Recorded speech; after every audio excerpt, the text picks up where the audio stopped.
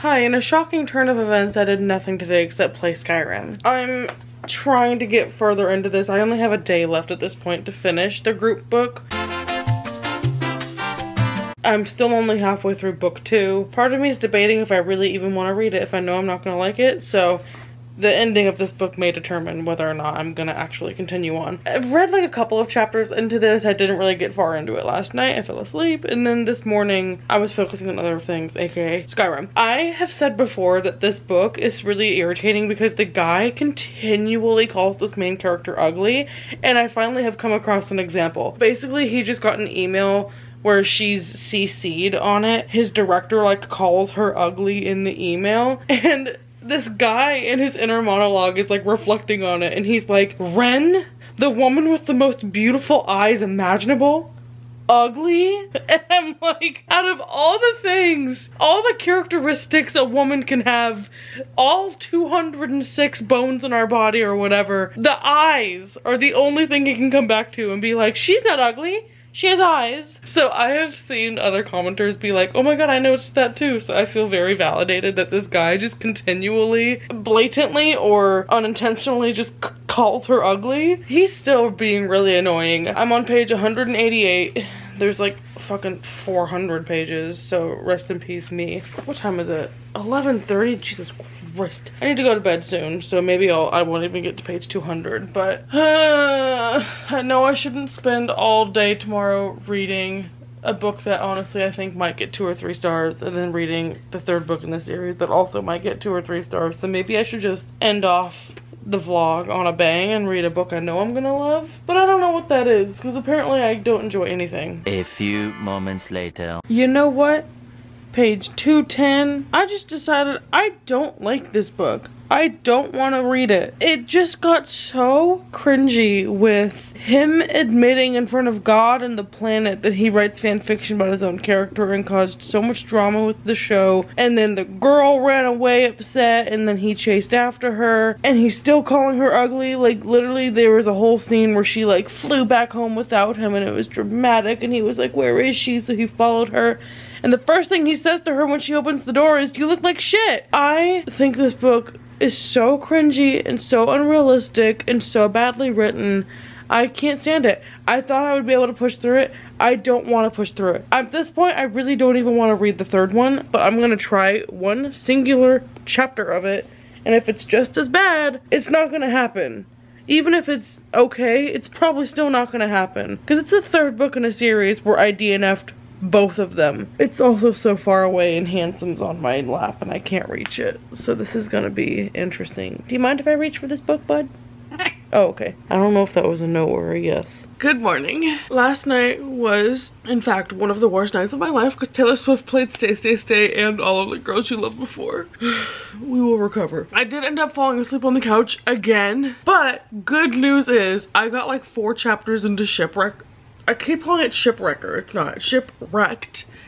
And I like it so far. So I think it's gonna be okay. This one is the same thing with like they're all working on this TV show, but it's this plus-sized couple that has like a one-night stand in LA, and then the girl just disappears in the morning. They both walk into the audition room the next morning for the TV show. They're both there. So he's kind of salty, like she left without saying anything. And also she's an amateur actress, so he's like, you don't deserve to work on this role. Like, this is my big break. Like, you're gonna ruin this for me. Which, I don't like enemies to lovers where the guy is actually mean to her. So I'm like, it's hurting me a little bit. But I have 0 plans today, so part of me just wants to finish this book. It's the last day of the readathon, I think. According to my calculations, it should take me like 5 hours to read it based on my reading speed. So out of 24 hours, yes, I have plenty of time. I don't know, that's gonna get done though.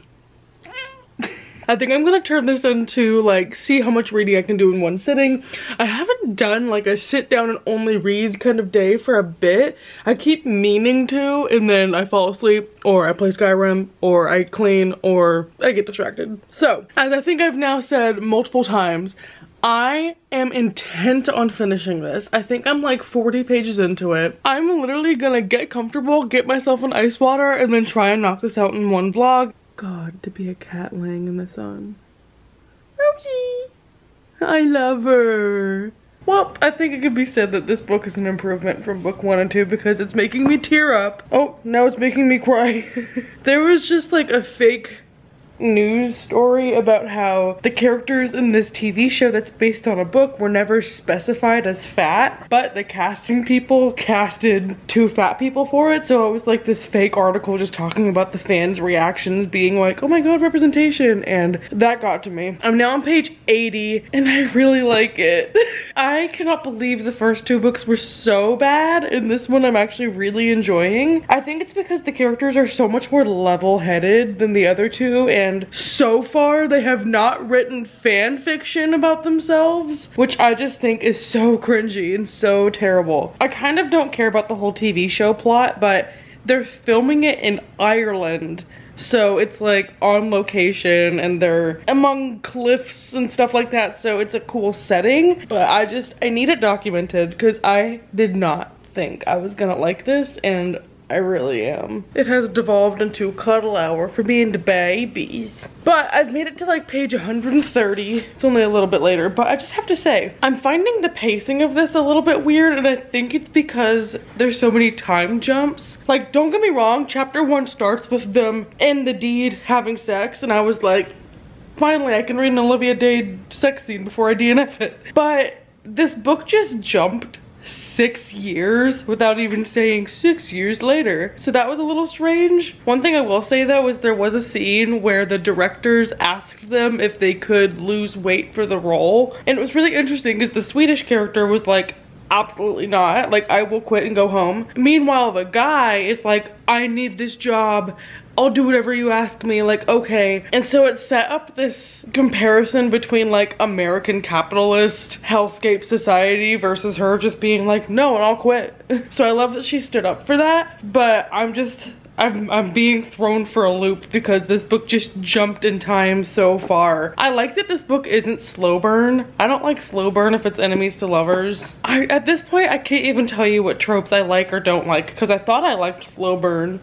But in her other books, I've been like, oh my god, get on with it. But yes, I'm like a quarter of the way through and it's really good. I'm gonna keep reading. Y'all mind if I keep reading? Okay. Okay, I am now horizontal, which as you all know is my factory default.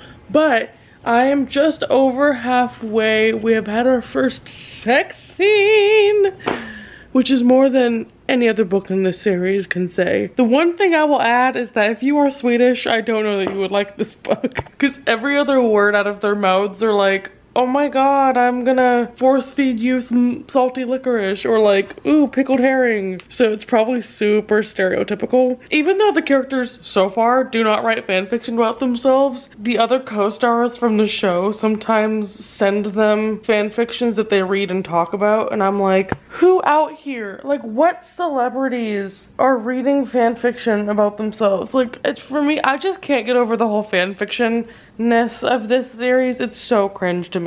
I'm right on track. I wanted to finish this book around 6 and I think I have like 2 hours left, so I'm literally not going to get up until this book is done. But if I finish this by 6, I think I could finish another book by midnight. The reading marathon is on. Sorry, to drive home my point, I just wanted to give you an example of how Swedish stereotypes are coming out to play, because this character says, I quote, if I see you openly criticizing Alexander Skarsgård, you will be sentenced to several years hard labor serving meatballs in an IKEA cafeteria. I think it's funny, but Swedish people, beware. Okay, I'm officially on page 295, so like 100 more pages left, and I'm hitting a wall. It feels like this book is just kind of like ready to be done. Like, the plot is done, the characters have like admitted they love each other, and there's really nothing else that needs to be done other than like go public about it. And why is there still 100 pages? My problem in general is if a romance book is more than like 350 pages, I'm like, did we need it? So I'm interested in what else there is to do. I'm assuming there's gonna be like a lengthy reunion with all their other co-stars, because the other people really haven't been in this book, which I loved. But I might skim read those scenes if they're irritating, because I don't like the other characters, I just like these two. Hello, it is 6:15 and I just finished skim reading to the end of wrecked. To be fair, I read most of the last 100 pages. I just skim read like the last 2 chapters and the epilogue. Cause remember what I said, why does this book have 100 more pages? What else could there possibly have to be?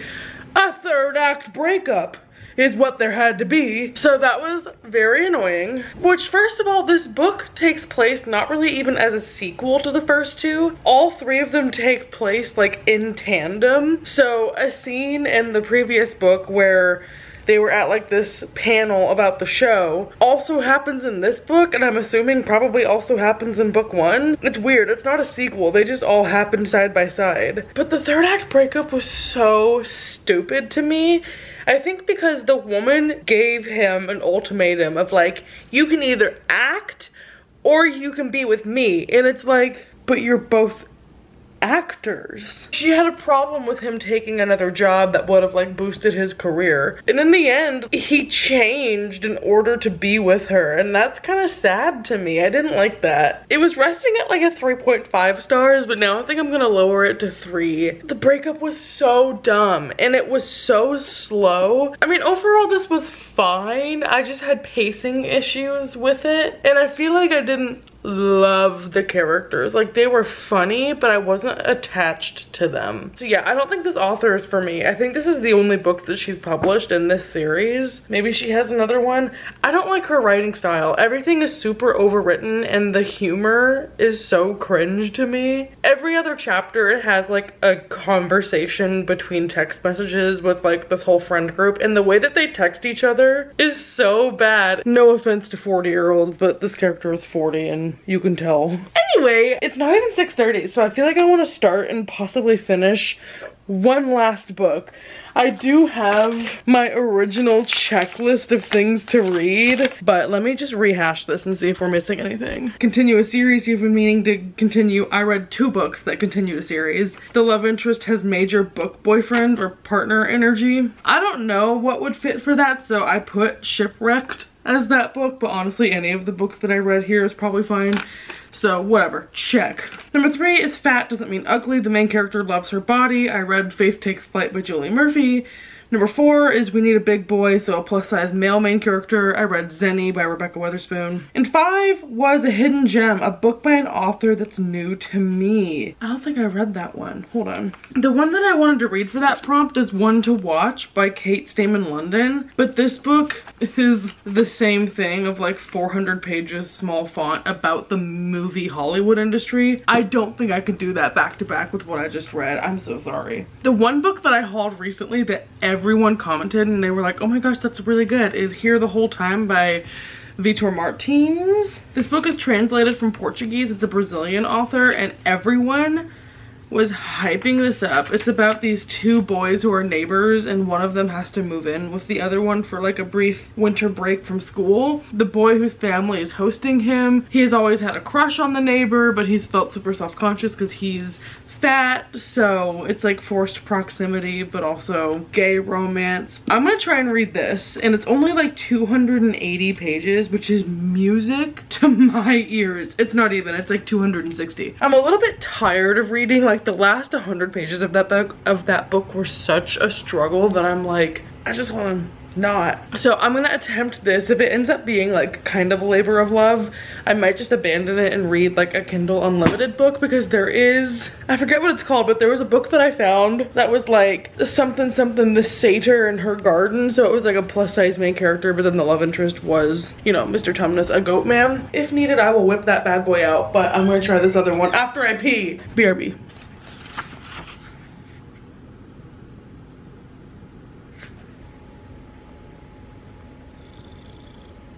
Okay, I've been reading for like an hour. I can see the sun starting to go down. My book pages are like orange. I'm on page 126, so I'm like halfway through.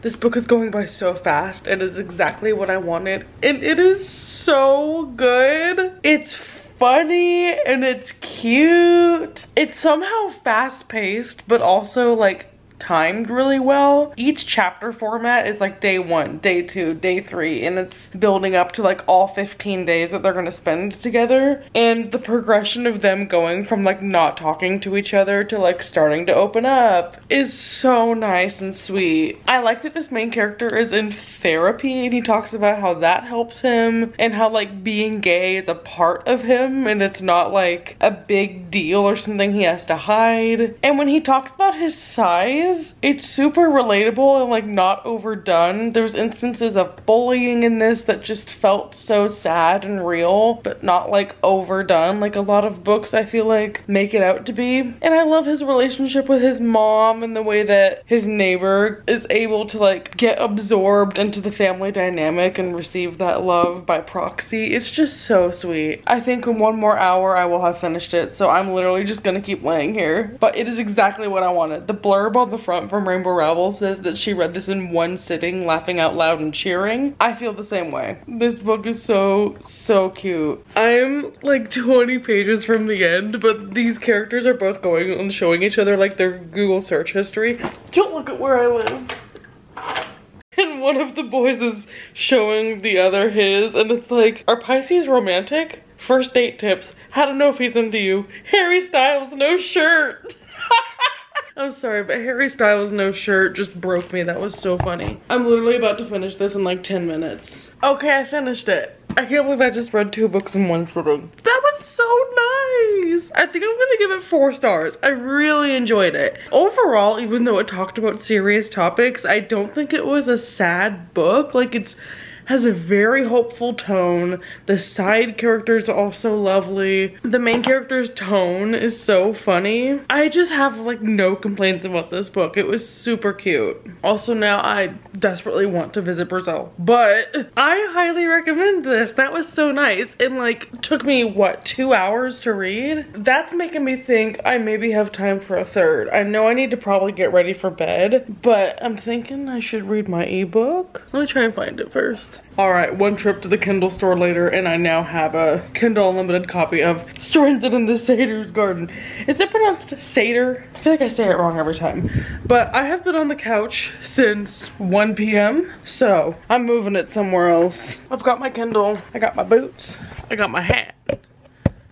I'm bringing country back. I think this is a novella, and I didn't realize until just now that it says it's like a holiday party novella. So maybe this is like a Christmas book that I shouldn't be reading this time of year, but whatever. Rules are arbitrary and also created to be broken. Okay, I know nothing about this book other than it's a like curvier woman, and I'm assuming she meets this guy at a Christmas party. I would like to first of all read the dedication of this book, which says, dedicated to all my fellow curvy babes, for every fat-hating human out there, there's a lonely monster who would devour you like Christmas dinner and worship you like the fertility goddess you are. 5 stars. Whoever's car is going off outside is not a fertility goddess, apparently. Alright, well my Kindle says that I have 37 minutes left in the book, so I'll see you in 40 minutes with the synopsis and the review. Okay, ignore that it's an hour and a half later. I misread the time it would take me to finish this, but I just finished it and it's only 10:45. So this book's about a woman who goes to like a holiday party for her job. Someone slips a drug in her drink and is like luring her outside to the gardens, and she finds this magical door and is able to escape from him, and a guy on the other side of the door is this satyr who has been exiled, and he like nurses her back to health from that and then realizes that she's his mate. So nothing super unique. Like, it was all right. They gave him a Scottish accent, which I was just like, okay, no offense, Scottish people. What, Gordo? Okay, I think I'm gonna give it like 3 stars. It was alright. Thank you for joining me on a 24-hour reading vlog. Hi, Gordo. Gordo says it's time for sleep. Are you sleepy? Yeah. Thank you to the creators of the plus-size readathon. I can't believe it's been the first time I've participated in something like this in so long, so that was fun. I have a lot of things coming up that I want to read. Stay tuned for next time, but hope you enjoyed this, because I certainly did. Say goodnight. Good night.